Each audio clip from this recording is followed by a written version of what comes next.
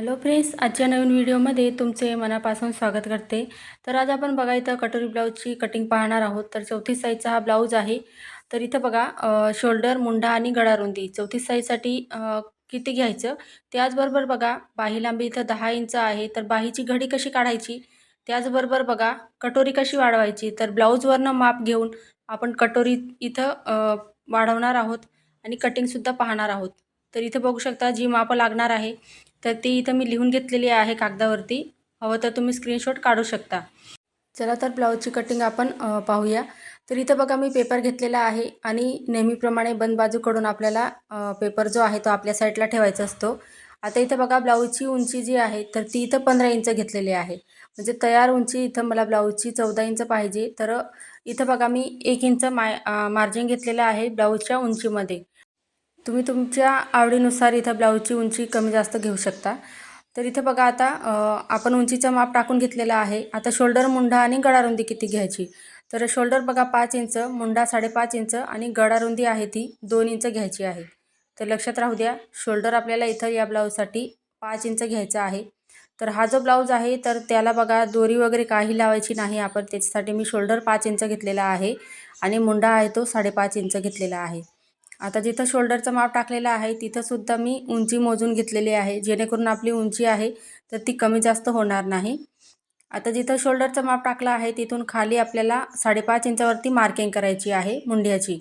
त्याच्यानंतर बघा मुंडासुद्धा व्यवस्थित चेक करायचा, म्हणजे आपला ब्लाऊज आहे तो बिघडणार नाही. शोल्डर, मुंडा या पद्धतीने जॉईंट करायचा आहे. अशा पद्धतीने बघा. त्याच्यानंतर बघा आपल्याला इथं छातीची घडी टाकायची आहे. तर सर्वात पहिले इथं छातीचा चौथा भाग टाकायचा आहे. तर छातीचा चौथा भाग 8.5 इंच आणि प्लस इथं 1.5 इंच मी मार्जिन घेतलेलं आहे. तर इथं आपली घडी जी आहे तर ती 10 इंच झालेली आहे छातीची घडी, शिलाई मार्जिनसहित. आता जेवढं 10 इंच वरती आलेलं होतं कमरेच्या साईडला सुद्धा तेवढं टाकून घेतलेलं आहे आणि दोघं पॉईंट आहे ते या पद्धतीने आपल्याला जोडून घ्यायचे आहे. जसं मी तुम्हाला दाखवलं आहे तसं. आता बघा मुंड्याचं माप टाकायचं आहे आपल्याला 1.5 इंचावरती. त्याच्यानंतर आपल्याला जेवढा आपण मुंडा घेतलेला आहे त्याचे निम्मे काढायचं आहे. तर त्याचा सेंटर पॉईंट घ्यायचा आहे मुंड्याचा आणि तिघं पॉईंट भेटलेले आहे बघा आपल्याला इथं आता. मुंडा आहे त्याचा आणि 1.5 इंचाची मार्जिन आपण तिथं घेतलेली आहे ते आणि छातीचा चौथा भाग जिथं आपण टाकलेला आहे तिथपर्यंत हा मुंड्याचा शेप आपल्याला द्यायचा आहे. तर इथं बघा मी या पद्धतीने मुंड्याचा शेप देऊन दिलेला आहे. तर तुम्ही या पद्धतीने नवीन शिकत असाल तर व्यवस्थित असा आकार द्यायचा आहे, म्हणजे चुन्या वगैरे येत नाही ब्लाऊजला. आता बघा आपल्याला पुढचा मुंड्याचा सुद्धा इथं आकार द्यायचा आहे. म्हणजे आपल्याला इथे दोघं पार्ट आपण सोबत कटिंग करतोय. डबल फोल्ड पेपर घेतलेला आहे. तर पुढच्या मुंड्याचा आकार आपल्याला 1 इंचावरती द्यायचा आहे. तर बघू शकता इथं मी 1 इंचावरती मार्किंग केलं आणि अशा पद्धतीने आपल्याला मुंड्याचा शेप द्यायचा आहे. तर दोघं मुंड्याचे आकार इथं आपण देऊन दिलेले आहे. आता सर्वात पहिले आपण कटिंग करून घेऊया. त्याच्यानंतर बघा पुढचा जो पार्ट आहे तर तो कसा आपण काढणार आहोत तर ते तुम्हाला दाखवते. तर बघा इथं पाठीमागच्या भागाची इथं सर्वात पहिले आपण कटिंग करतोय. तर कटिंग करताना बघा जो पाठीमागचा मुंड्याचा शेप दिलेला आहे तर तो जसा आहे तसा इथं कटिंग करायचा आहे. म्हणजे आपले दोघं जे पार्ट आहेत पुढचा आणि पाठीमागचा पार्ट तर सेपरेट इथं आपले कटिंग होतात. तर त्यासाठी तर मार्किंग केलेलं आहे तेवढंच आपल्याला कटिंग करायचं आहे. आता इथं बघा आपण कटिंग करून घेतलेलं आहे. तर सर्वात पहिले आपल्याला इथं आता गळारुंदी टाकायची आहे. तर गळारुंदी बघा इथं 2 इंच घेतलेली होती आपण. तर 2 इंच गळारुंदी टाकायची आहे. त्याच्यानंतर बघा पुढचा जो गळा आहे तर तो इथं मी 6.5 इंच घेतलेला आहे. म्हणजे 6 इंच आपण तयार गळा आणि अर्धा इंच शिलाई मार्जिन घेतलेला आहे. तर 6.5 इंच पुढचा गळा, खालच्या साईडला सुद्धा 2 इंच गळारुंदी टाकायची आहे आणि अशा पद्धतीने आपल्याला बॉक्स तयार करून घ्यायचा आहे. जो पुढचा गळा आपल्याला काढायचा आहे त्यासाठी. आता बघा खालून आपल्याला वरती 1 इंचावरती मार्किंग करायचं आहे. म्हणजे तो पॉईंट आपल्याला भेटलेला आहे. तर तिथे मार्किंग करून घेतलेलं आहे मी बघा आणि सिंपल असा गोलगड्याचा शेप देऊन दिला. आता त्याच्यानंतर बघा गड्याकडून आपल्याला इथं क्रॉसपट्टी काढायची आहे. त्यासाठी गड्याकडून आपल्याला 2.5 इंचावरती इथं मार्किंग करायचं आहे. तर पहिले बघा इथं आपण जे मार्किंग घेतलेलं आहे, जेवढं माप घेतलेलं आहे ते इथे लिहून घेते म्हणजे तुमचं लक्षात राहील. 5 इंच शोल्डर, 5.5 इंच मुंडा आणि गळारुंदी 2 इंच, छातीचा चौथा भाग आणि 1.5 इंच मार्जिन. त्याच्यानंतर पुढचा गळा 6.5 इंच. आता इथं बघा गड्याकडून आपल्याला इथं 2.5 इंचावरती मार्किंग करायची आहे क्रॉसपट्टीसाठी. तर हे झालं 2.5 इंच घेतलं. आता मुंड्याकडून आपल्याला 2 इंचावरती मार्किंग करायचं आहे. आता बघा या पद्धतीने आपल्याला लाईन आखून घ्यायची आहे. इथे बघा सावकाशपणे सांगते, जेणेकरून तुम्ही नवीन शिकत असाल तर तुम्हाला सहज जमेल असं. तर त्याच्यानंतर असा थोडासा कर्वसारखा आकार द्यायचा आपल्याला क्रॉसपट्टीचा. आता बघा मुंड्याकडून मी 4.5 इंचावरती मार्किंग केलेलं आहे. तर इथं मी 4.5 इंच घेतलेलं आहे. कारण 34 साईजचा हा ब्लाऊज आहे. 36 पासून पुढच्या साईजला इथं 5 इंच घ्यायचं आहे. आता जिथं 4.5 इंचचा पॉईंट घेतला तिथून सरळ लाईन आखून घ्यायची आणि गळ्याच्या तिथं बघा 1 इंचावरती आपण मार्किंग केलेलं होतं. तिथून ही तिरकस लाईन आखून घेतलेली आहे. आता बघा सिंपल असा आपल्याला इथं कटोरीचा शेप द्यायचा आहे. तर व्यवस्थित असं बघा अशा पद्धतीने आपण इथं कटोरीचा शेप देऊन दिला. तर हे झालं आपलं 34 साईजचा हा आपला पेपर पॅटर्न आपण तयार करतोय. तर या पद्धतीने तुम्ही सुद्धा स्क्रीनशॉट काढून घ्या आणि वहीमध्ये आकृती काढून ठेवा. म्हणजे तुम्हाला पुढच्या वेळेस ब्लाऊज कटिंग करायला सोपं जाईल आणि तुमच्या ब्लाऊजची उंचीनुसार तुम्ही ही मापं टाकून ब्लाऊज कटिंग करू शकता. आता इथं बघा दोघं पार्ट आपण सेपरेट करून घेतलेले आहे. तर त्याच्यानंतर आपल्याला सर्वात पहिले इथं बघा पुढचा जो मुंढ्याचा आकार आहे तर तो इथं कटिंग करून घ्यायचा आहे.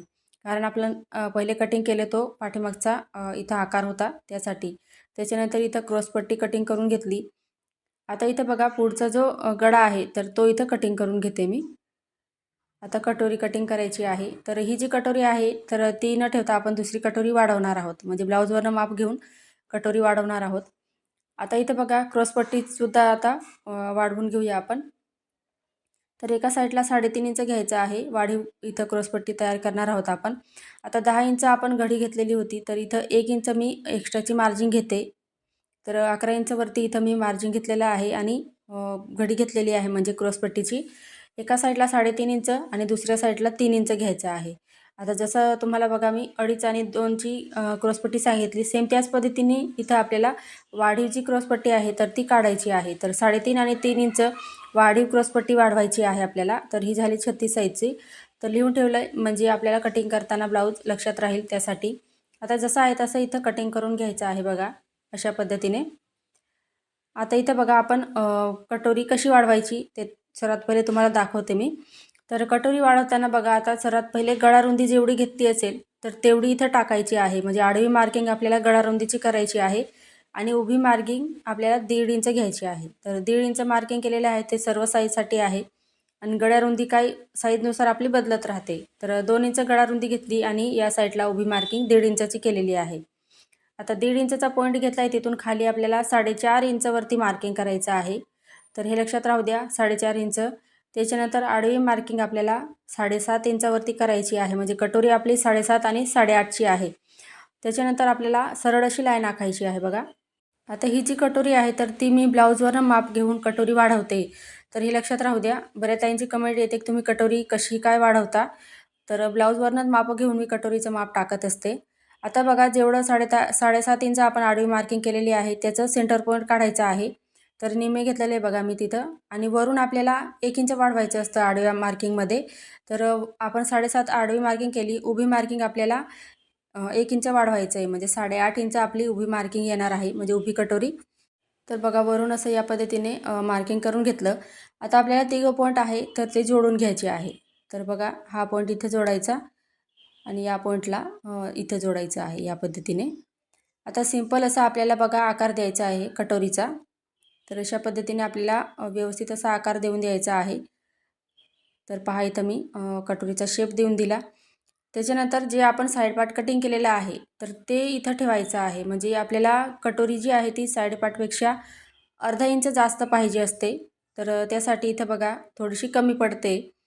तर इथपर्यंत हा साईड पार्ट येतो आहे आणि त्याच्या खाली आपल्याला अर्धा इंच कटोरी वाढवायची आहे. तर तेवढीच मी अर्धा इंच खाली लाईन आखून घेते आणि तेवढी कटोरी मी वाढवून घेते. आता त्याच्यानंतर बघा मधला जो सेंटर पॉईंट आहे तर तिथं ही कटोरी आहे आपण जी एक्स्ट्रा मार्किंग केलेलं आहे तर ते इथं जॉईंट करून घ्यायचं आहे आणि पहिली मार्किंग होती तिला क्रॉसची मार्किंग करायची आहे म्हणजे आपल्याला कटिंग करताना लक्षात राहील. तर 7.5 इंच आणि 8.5 इंच ही आपली कटोरीचं माप आहे 34 साईजसाठी. तर साईजनुसार हीच कटोरी राहील असं नाही. तर कटोरी आहे ही बदलत राहते. तर इथं बघा हा कस्टमरचा ब्लाऊज आहे. तर ब्लाऊजवरनं तुम्हाला मी कटोरी कशी वाढवायची ते दाखवते. आता कटोरीवरनं माप घेताना हुक लावलेले असतात, त्या बाजूकडून आपल्याला कटोरी मोजायची आहे.